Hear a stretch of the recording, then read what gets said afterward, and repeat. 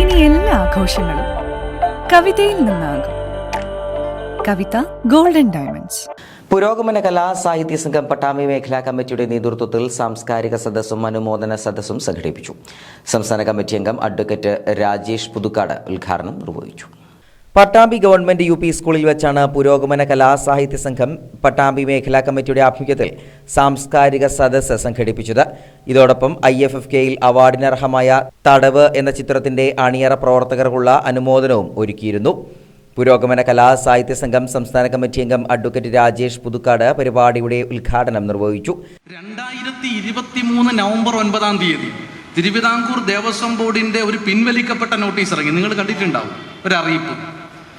2029 November 9 ഒരു പിൻവലിക്കപ്പെട്ട നോട്ടീസിൽ Har highness Gauri Lakshmi ഭായിയും Har highness Rani Lakshmi ഭായിയെയും ഞങ്ങൾ ഇതിന്റെ ഉദ്ഘാടനത്തിന് ക്ഷണിക്കുന്നു. ആരായി ഹർ ഹൈനസ്? ആരാണ് ഈ ഹർ ഹൈനസ്? ജനാധിപത്യം പുലർന്ന് 7 പതിറ്റാണ്ടു കഴിഞ്ഞിട്ടും ഈ ഹർ ഹൈനസിന് ഈ കേരളത്തിന്റെയും ഇന്ത്യയുടെയും മണ്ണിൽ സ്ഥാനം കൊടുക്കാൻ ശ്രമിക്കുന്നത് ഏത് സംവിധാനം ആരംഭിക്കുന്നതിന്റെ ഭാഗമായിട്ടാണ്? 1896 13,000 ആളുകൾ ഒപ്പിട്ട ഒരു മെമ്മോറിയൽ തിരുവിതാംകൂർ രാജാവിന് സമർപ്പിക്കുന്നുണ്ട്.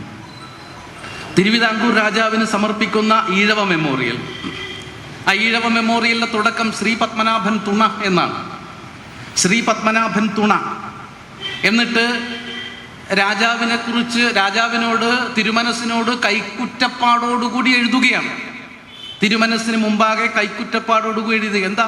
ഞങ്ങൾ കുറേ മനുഷ്യരിവിടെ ഉണ്ട്, ഞങ്ങൾക്ക് അത്യാവശ്യം വിദ്യാഭ്യാസമുണ്ട്, ഞങ്ങൾക്ക് അങ്ങയുടെ രാജഭരണത്തിന് കീഴിലുള്ള പ്രവൃത്തിയാലയങ്ങളിൽ തൊഴിൽ തരണം. CP Chithrabhanu, R Santhakumaran, T Gopalakrishnan, AK Chandrankutty, CP Chitra teacher, Fasil Rizak, Beena R Chandran, P Subramanian, MR Sunil, KM Vasudevan, K Raveendran, PT Ramachandran തുടങ്ങിയവരും പങ്കെടുത്ത് സംസാരിച്ചു.